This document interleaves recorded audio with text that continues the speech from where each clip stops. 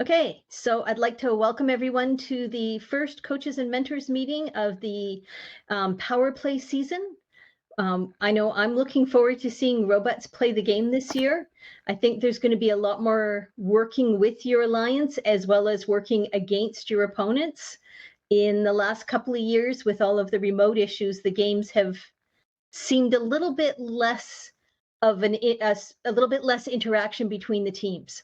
So this year's game, I think there's going to have to be a lot of cooperation with your alliance and figuring out exactly how to win the game. So it should get exciting. Kevin, how about next screen? I would like to introduce Kevin, actually. I haven't officially asked him. The title he had been using was League Coordinator for Vancouver, but I'm assuming he's going to help us run events in Vancouver still. And in this case tonight, he is helping me with some of the technical issues of running this meeting. Yeah, so I would love to run the to help. Thank you. So some of the things we're going to talk about tonight is going over the season schedule. There are some announcements about things like control hubs and expansion hubs, which we were just talking about. We've got some changes coming to event registration, and then we should have lots of time for Q&As. So next screen. September was kickoff, as hopefully you've all seen the game. And when we get into October, we will move into sort of a short period of time. It's actually about 6 weeks where we'll do things that could be anything from informal scrimmages. If we get some teams interested in hosting open field events or workshops. So workshops would be something like where the teams want to learn about TensorFlow, and we actually do a short presentation and answer questions just about TensorFlow or some other topic of interest to the teams. If you have questions like that that you think your team would like to learn about, if you want to put them in the chat, that would be great. Fortunately, I get a copy of the chat later on, and so I will have notes about what people have been asking for. I do know, as I already used TensorFlow as an example, apparently there are, Kevin? Yeah, I just want to say that I will watch the chat. Thank you. Another question that came up had to do with servos and servo blocks.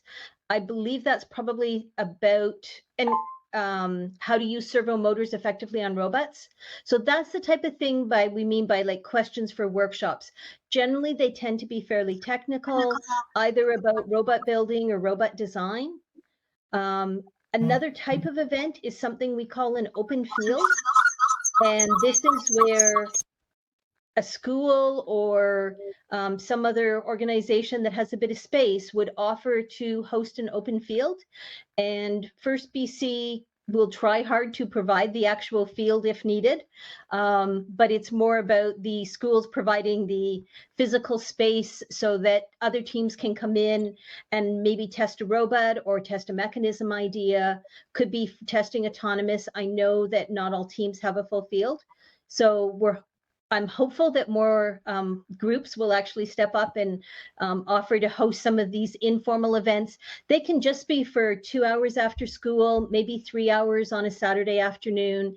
It doesn't have to be for a long period of time, and there's very little organization that goes on other than announcing the dates to the teams in the area. So those are the types of things that will be happening in October. We will probably host another coaches night at some point during the month. I haven't picked a regular night for that yet. It's really just an opportunity usually for teams to come and ask questions about what's happening or what's coming up. Okay, after that comes November, which is on the next slide. So that's when we have our fall scrimmages. St. Patrick's Secondary has already volunteered to host 2 events in Vancouver on November 26th and 27th. I'm hoping that a group in Victoria is going to offer to host one weekend. So that date is still an open question mark at the moment. And I see William smiling, so I'm hoping that means they're considering it. We will. I haven't talked this year. Haven't talked, but I'm sure it's a possibility.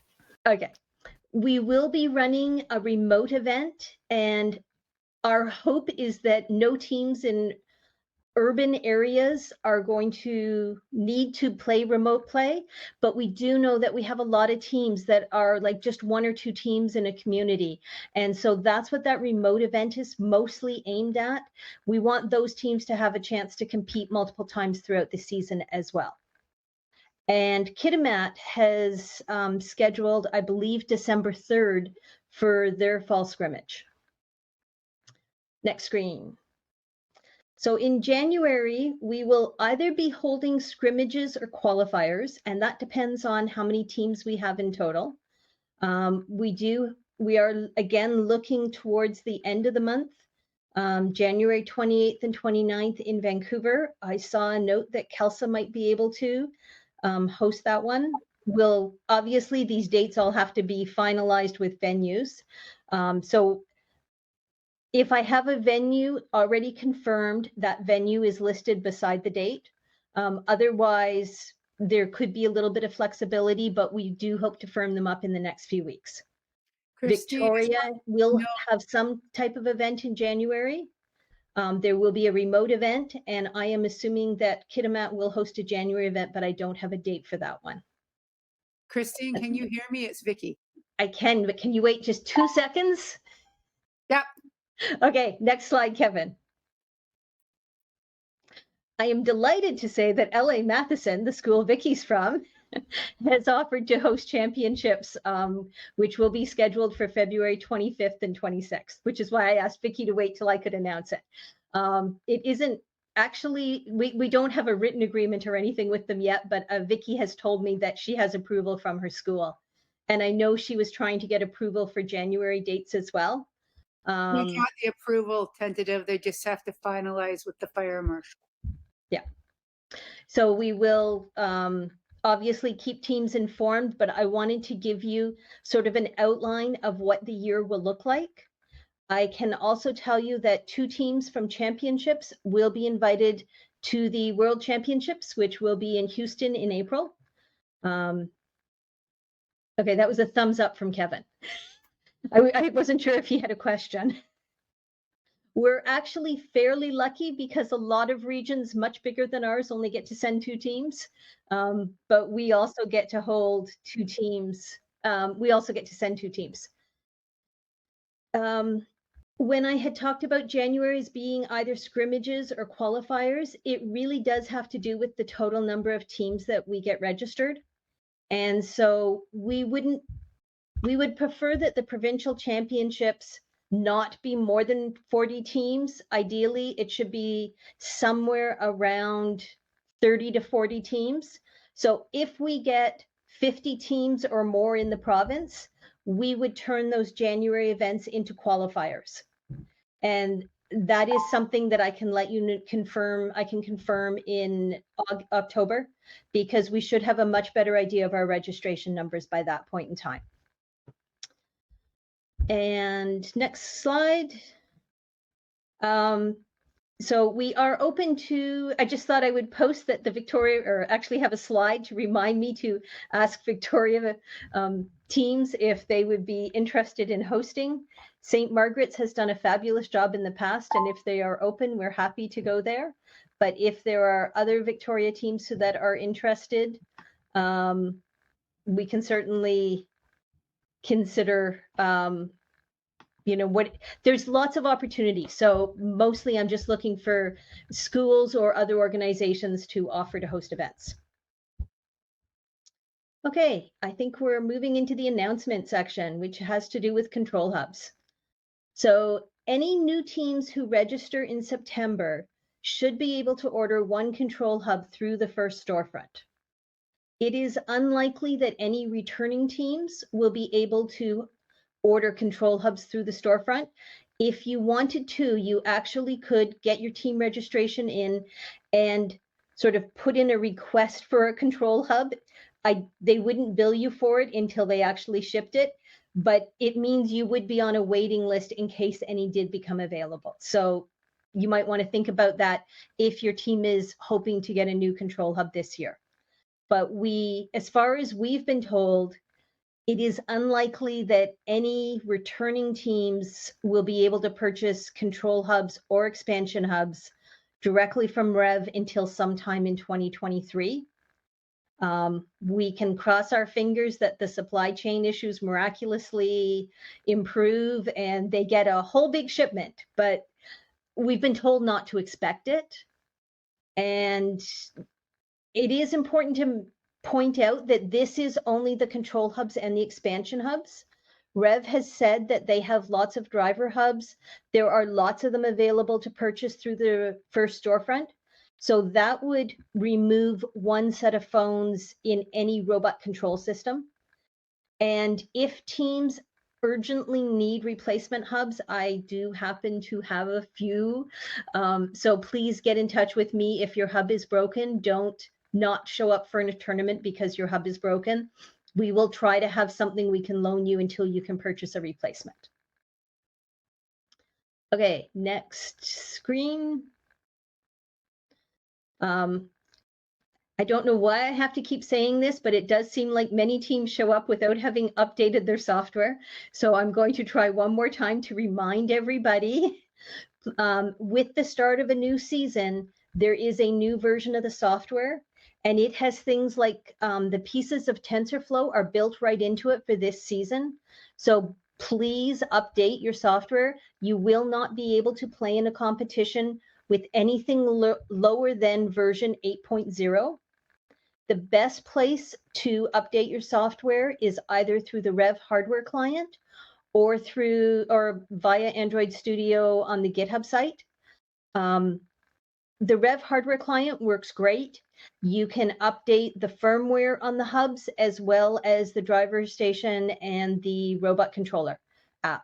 So please use those pieces of software. If you type Rev hardware client into Google, it'll take you right to the page. You download it. It's very easy. It's all free, but get those updates in. It will make things much easier for your team throughout the season. Okay, next one. And if you look carefully, you will notice that this year's game field is now in FTC Sim. Unfortunately, they are just waiting to get the updated robots. But there is a robot in the sim, and you can actually write some programs to drive it around in the sim. It's a great way to get an idea of how robots and this year's field actually interact. You will definitely get a sense of how small those spaces are going to feel once there's 4 robots trying to drive around the field. And if you haven't used the sim yet, I really encourage you, particularly for classroom situations, if you're teaching introductory programming for blocks or on-bot Java, the simulator is a great way to let every student be able to do that. It's free, it's all browser-based, so the school districts don't have to download and install anything. It's probably not the best tool for a team that's used to using Android Studio, but it's not designed for those teams. It is very much designed to help teams get started quickly at the beginning of the season, particularly rookie teams or classroom situations. Okay, next one. Okay, we are into registration fees, and everything about the way we do our registration is changing this year. So in the past, First BC has found companies to be our event sponsors so that teams would pay lower registration fees. But we know that companies prefer giving money to teams than giving money to organizations. They want to feel like they are directly supporting the students. And so we're changing the way we do our event funding so that the registration fees will cover the costs for the FTC events in BC. That means it's going to look like our registration fees are going up, but most teams are going to get grants that will offset most of that increase. And so we'll start going through that in a bit more detail now. So go ahead, Kevin. Okay, so the FTC registration fee for the power play season is going to increase it's going to be increasing to $400 per team. I will say that other regions, our neighboring regions, Alberta is $600 and it's over $900 to compete in Washington State. So by far we are still less expensive, but I know that sounds like a huge increase compared to previous years. Most of our teams are going to get a grant for $200 of that registration fee. So that means teams will actually be paying, it's still an increase, but most teams will only be paying a registration fee of $200. The exception to the teams who will get the offsetting grant are those teams who are getting large sponsor grants. They will not get the offsetting registration grant. And the part that's going to help me the most is that teams who want that $200 registration grant are going to need to complete the event registration by September 30th to receive the grant. So when I was saying that by October, I should have a good idea whether we have qualifiers, that's because by September 30th, I'm assuming most teams are going to have already put in their event registration applications so that they can get that extra money and so that they will be paying lower fees. It is an incentive, but it will help us with our planning. So it's a huge advantage to us to get the teams to register early. I do have a couple of examples. Okay, go. Yes, Sorry. You can go to I was going to say, does anybody have any quick questions before I go through the examples? Or would you like to see the examples of how the fees will work? Yeah, I have a question. Sure. So we pay the $400 and then receive the grant, or if I register before September, I just pay $200 in registration. How is that? So when you register in September, you will not be asked to pay. You will simply be completing the registration and applying for the registration grant. We will actually issue you an invoice, and it will show the total registration fee, the amount of the grant, and the net amount that you will be asked to pay. All right, thank you. Okay. And I know that should help most schools because it's easier for schools to get registration fees paid if there's an invoice. So it will should directly help a lot of the school teams. Okay, let's move on to the couple of examples. So one example would be a new team that is getting a $1,500 grant and they register by September 30th. That team would be eligible to get the $200 offsetting registration grant as well as the $1,500 sponsor. Whereas a new team that is getting a $2,500 sponsor grant would have to pay the full $400 registration fee.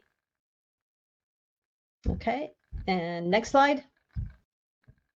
So a returning team who's getting a $750 grant and registers by September 30th would get the $200 offsetting registration grant. But a returning team who's getting $1,500 or more, even if they register by September 30th, would still be paying the full $400 registration fee. And any teams who register after September 30th would be paying the full registration fee.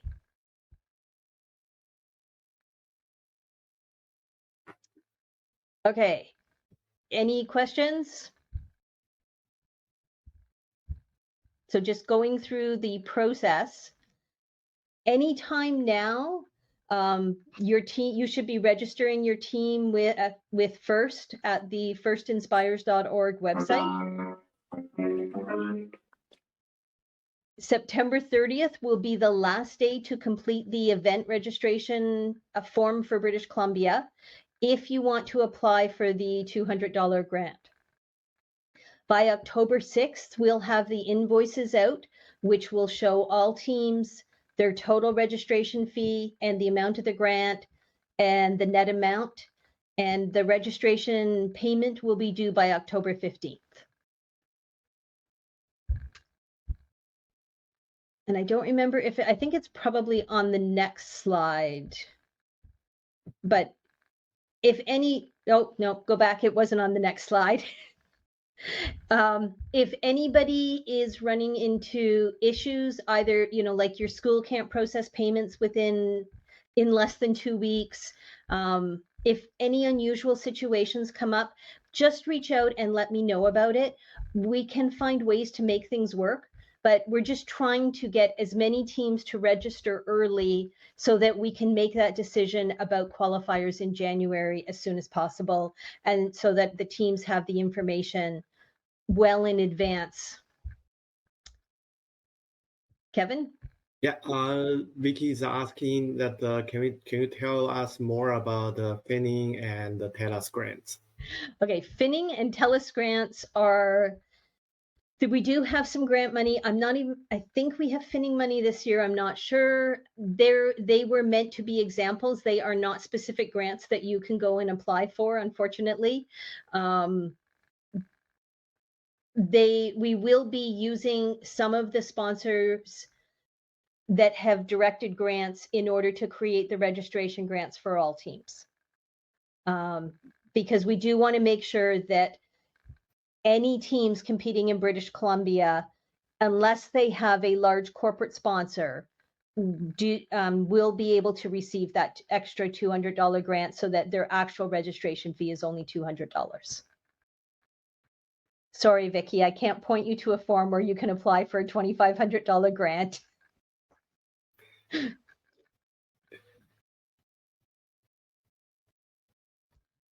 Okay. We are moving into the questions part of the evening, and I'm glad to say I got through all that in less than half an hour. I actually have a question. Sure. When you say the control hub and you said the new team can purchase one control hub, how about the expansion hub? Are they There is entitled to get an expansion hub? No? There is no route that I am aware of for them to get an expansion hub, for them to purchase a new expansion hub. The only opportunity is to get a used expansion hub from an existing team. And we do have some teams that have multiple hubs. And also, one of the teams that's not competing this year actually had 3 expansion hubs, and they have given them to me. They're sitting on the shelf here so that I can help teams who need that sort of extra equipment. We're really fortunate in this year's game. It's not a heavy mechanism year. So this isn't like going back to the year where there was the lander and we had to have DC motors to lift our robots up. This year's game actually makes it possible to run even 4 DC motors on a drive base and just use servo motors for your mechanisms. You are going to need some better servo motors to do that. And you might need the Rev Servo power module to properly power those servos. But it is possible to get quite a bit working on a robot, even if you only have a control hub. And that might be part of one of those workshops I mentioned in October, is trying to explain how you can get more out of your existing hubs, just because we don't have a lot of, there is very little available to purchase this year.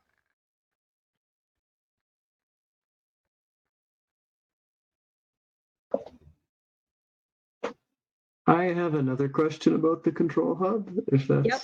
okay. So I just saw on your slide there that new teams that had registered in September are going to be able to get a control hub most likely. Now, we're a new team. We registered in August. We're still good, I assume? It should have said by the end of September. Amazing. That clarifies it. Sorry. Thank you. I would very much encourage you to go into the storefront and place your order for a control hub. Already because done. they Great. are supposed to be arriving within the next couple of weeks, and they will go through the list of orders in sequence. What they have said is they're getting 4 shipments of 500 hubs about once a week starting mid-September. And they believe that should cover all of the rookie teams. So I have to take them at their word. They do usually have a pretty good idea of how many new teams there are in a season. When do you think we will hear about rookie grants? I did see, so it depends which type of grant you are looking at ordering or applying for. There are 2 grants. If you have not paid your registration fees, you can apply for the first rookie grant, which is $750, or you can go through the FTC sim, which I mentioned. You have to complete about 15 of the puzzles, and then you will get a code, which would get you a $1,000 US grant, which would cover all of your costs in the storefront for a control hub, a driver hub, as well as the first registration. Now, with that second one, does that mean we could go ahead and register? Because you told me don't register until you've got the grant. But what happens if we don't hear about the grant in time to register in order to get the control hub? Because then there's no sense giving us a grant because we can't complete without a control hub. Okay. How are you doing on the puzzles, by the way? We have 9 of them done. Ooh, okay. Let me know if you're running. They're taking much longer as we go through them. Like the one they did today after school was about 1 hour and 15 minutes. The goal of that grant is very much about making sure that teams learn how to program.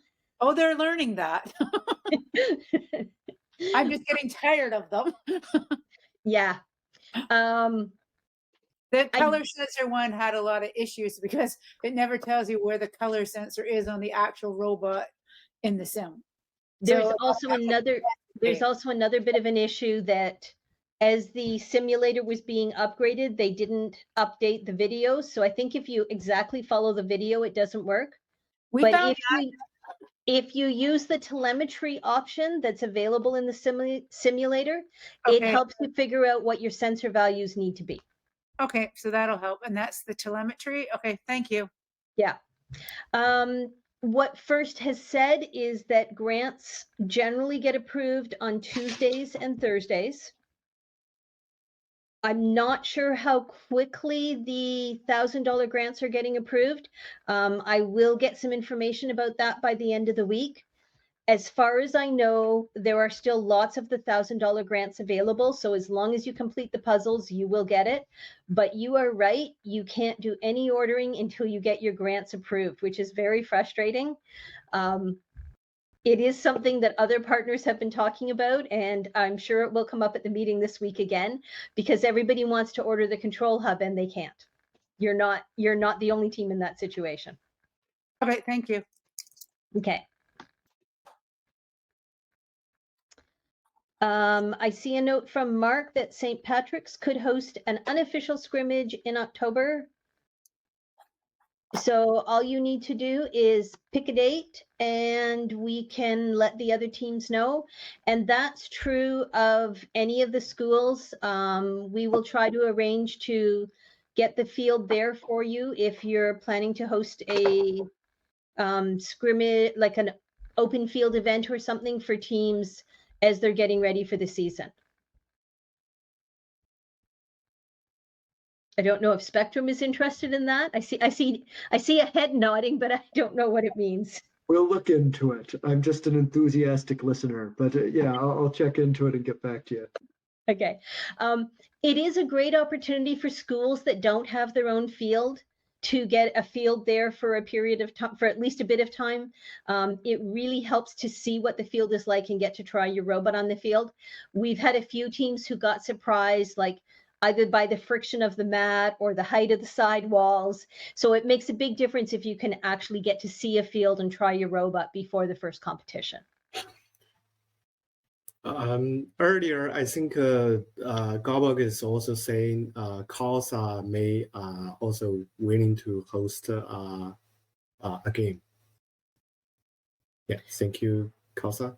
Yep. As I said, if you want to, particularly for the unofficial events, pick a date that works for your school and let me know and we'll announce it.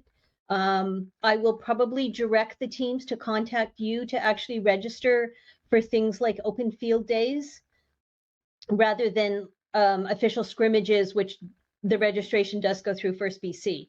But for open field days, it's really a team is hosting it, and they're the ones who take responsibility for, like, maybe you only want to have 6 teams there at a time or something.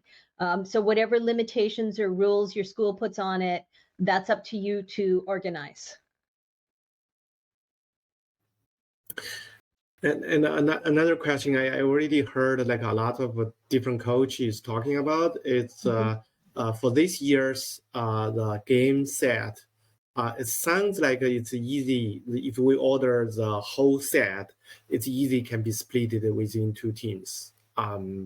That's at least that's what I heard. So there is a chance that if you can find another peer team that you can order them together, order the whole set, will save you about $60 plus about $30 in shipping. That's what I heard. So it's kind of close to $100 saving across the 2 teams. You could even actually probably, for teams that normally don't buy it at all, you could probably have even 4 teams go together, because most teams just would like to have at least one pole of every height and some of the cones to practice scoring with. And so this year's field is one that could easily be broken up into multiple parts, because all it, your autonomous programs may not work perfectly, but other than that, once you can score on a post junction of one height, you would be able to score on the remaining ones of that height fairly easily. You can also purchase individual pieces as well. So that's what we wound up doing. So kind of more like a full half rather than the 3/4. Yep. So Studica is only selling what they're calling half fields, but they're actually what's needed for a remote event. And so they're selling them in red or blue. Studica is the supplier in Toronto. They are currently out of the full field, but you can also order directly from Andy Mark in the States, particularly if you have a way to get shipping to, say, Point Roberts for the Vancouver teams. It's probably significantly cheaper to go down and pick it up from Point Roberts than it is to actually get it shipped all the way to you from Andy Mark.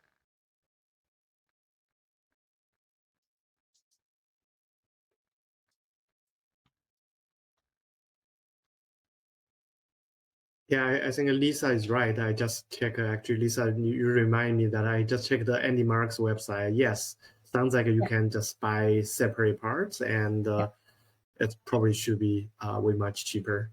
Yeah. I noticed I think a comment from Mark about booking gyms or classrooms. Open fields, you probably don't even really want a classroom.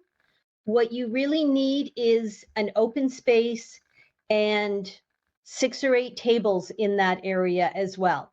So you need room to set up the field, and then a place where teams can sort of work on their robots a bit. It's often a cafeteria space, a collaboration space, something like that works really well for an open field. Gymnasiums are often very difficult to book, and it can be a challenge to bring in the tables and chairs that would be needed around an open field anyway. So, anybody with a very large classroom, and I know Mark happens to have one large classroom in his school, or at least I would consider it a large classroom, because there was room on the side of the classroom for the field, and then there was the full classroom for the tables and chairs. So a space like that would work really well for an open field. As I said, cafeterias, depending on how your school is set up, sometimes it's a library. Sometimes there's a big atrium or lobby in the school, and that can work really well. There's no reason to limit yourself to gymnasiums.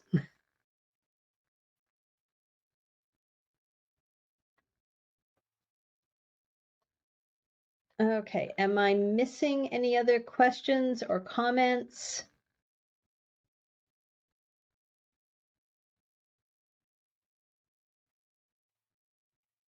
Is anybody You're always welcome to unmute and ask a question, but if you're not sure you actually want to talk, you're welcome to type it in the chat, as some of you have been doing.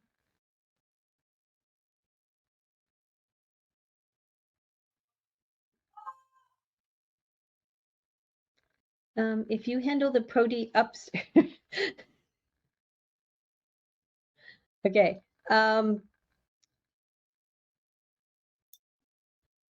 Did anybody have any questions about the game itself? That I don't promise to be an expert, but I can try to answer questions if anybody's confused about how the game works this year.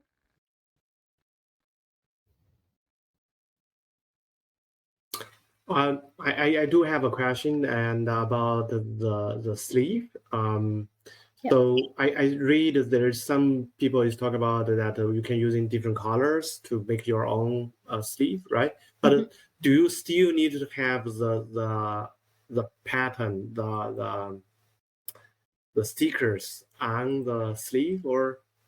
Okay, so basically the sleeve is going to be a piece of paper that you print from a template. And then you'll cut it out to make the shape and probably tape it together to make it a cone, or to fit over a cone. And so you must use the template, and it has 3 locations for pictures around it. I have a cone here, but I don't actually have, no, I don't, okay. So what you need is to make sure that you've got the template that has a single dot and your team number, and then there's an open space that you could put anything you want in it. And then there'll be a spot that has 2 dots and your team number and an open space. So the first 1 dot could be yellow, 2 dots could be red, 3 dots could be blue. I don't see any reason that that would be outside the rules, as long as you use the template that is provided. Cool. Okay. Yeah.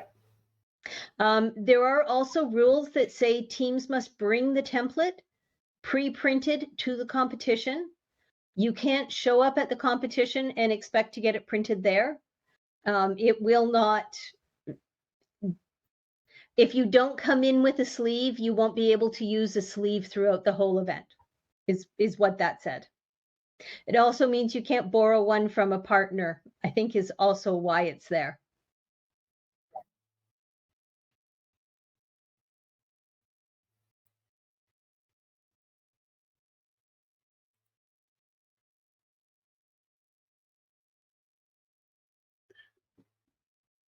Sounds like everybody got a good understanding of the game. When I first saw the word duck come up, I thought that had something to do with the ducks from last year. No. Sad to see they didn't make it this year. Well, they sort of made it in the team scoring element in the video. They did make ducks there. Yeah, a little homage. Anyway, thank you. Has hinted that we should all hang on to our ducks. They may make an appearance in a future game, is the possibility. So don't give them away yet. Okay, I'll keep that in mind. Hi, this is Ian. Ian with Lisa. I had a question. Bye, William. Go ahead, Ian. Yeah, I just had a question about if anybody else found it in the rule book so far. But in the game, in the end game, there's the circuit that you would be completing to score bonus points at the end. Yep. And that would have to be a complete connection from one terminal or one. I can't remember what they're called. The corner. The taped out corner area of the field, junction, all the way. One junction, right, to the other junction. And the terminals all have to be. It looks like one space apart from each other, making a complete circuit. Yes. But if a terminal is capped with a beacon, then that terminal it's blocked for that team, correct? That is correct. And it appears that the low terminals are the ones closest to the junctions in each corner. Okay, the ground junction is the closest. Terminals, yeah. can the ground terminals be capped? As far as I know, the answer to that question is yes. I don't know that it's actually in the rule book, and I'm guessing you will see a Q&A on it fairly quickly. Yeah, because it would just seem to me that if you could cap the ground terminal closest to the junction, that the building a circuit would then become not No. possible for that color. No, we asked Carl at Vancouver kickoff for this question, and there is three. Not only the ground one can be serving as a starting point. Mm. Three of them, it's all can be served as the starting points. So you blocking one, it doesn't eliminate all the possibilities. So the circuit could be from any one of the circle three can be formed by diagonal. Oh, I see. Okay, so closest to the junction, there's one ground, and then there's two low junctions. Yeah, so that's either okay. So us. you can't. So you couldn't block an alliance from being able to make a circuit then. It will be hard to block them completely. That's what I think. Okay. Yeah. Yeah, I wouldn't say that you can't. I would say that it could be a challenge. But so each end of the circuit has three possible starts and three possible ends. Yeah. And each alliance. Okay, Kyle is saying that is not. I don't know that. But okay. Kyle reads the rules really well, and he will be asking about it in a referee meeting. I spotted the same issue. That would make sense to me, because that way, that wouldn't be a strategy but it could be. Yeah, I'm sure we'll get clarification. But it seemed to me that would be a sneaky way to take away another team's, to thwart a team's ability to make a circuit, would just be to cap one end of their path. It's not sneaky. It is offense, and it is allowed. That is what those beacons are all about. You can steal circuits. You can break the opponent's circuits. The other thing we talked about is you might not necessarily want to cap the ground connector right away, because with 4 robots on the field, the cones that are over the rods are likely to stay up if a robot bumps against them. But if the robot bumps against the ground connectors, it's likely to knock all the cones down that are on it, plus the cap, right? Yeah. So we talked about you might want to cap that one at the very end if that's what you were going to look at doing. Strategic penalties too, maybe. I think you can only place the cap in end game. Is that correct? But even then, if somebody knocks it over, you lose your cap, right? As well as but the penalties get added to your score. Yeah. So if somebody knocks it over, you get a bonus. Cap off, and it's I think it's a pretty big penalty if they do that. Yeah. 10 points, they said. Yeah. But anyway, yeah, it's a good point. And another thing that Carl, I specifically asked Carl for that question, is that there is a chance that both alliance form the circle. Yes. Yeah, because the circles can cross by a diagonal. Yeah. So it doesn't mean that you form the circle, and for sure the other team cannot form the circle. Another alliance, I mean.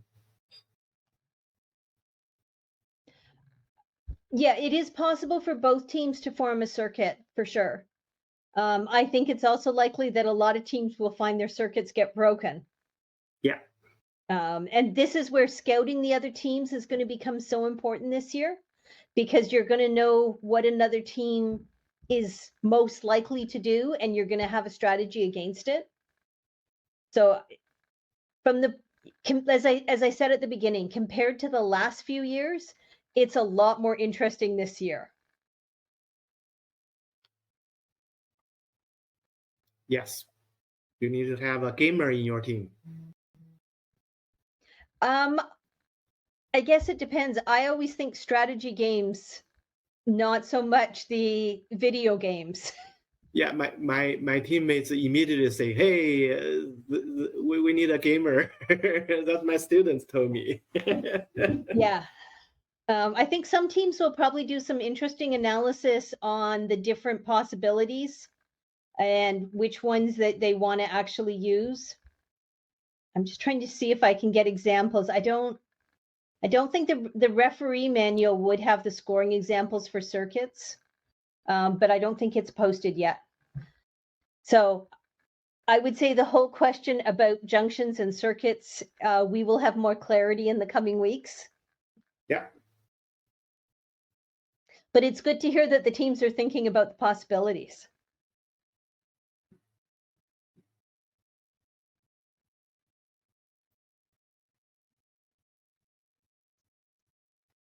Okay, do we think we have any more questions?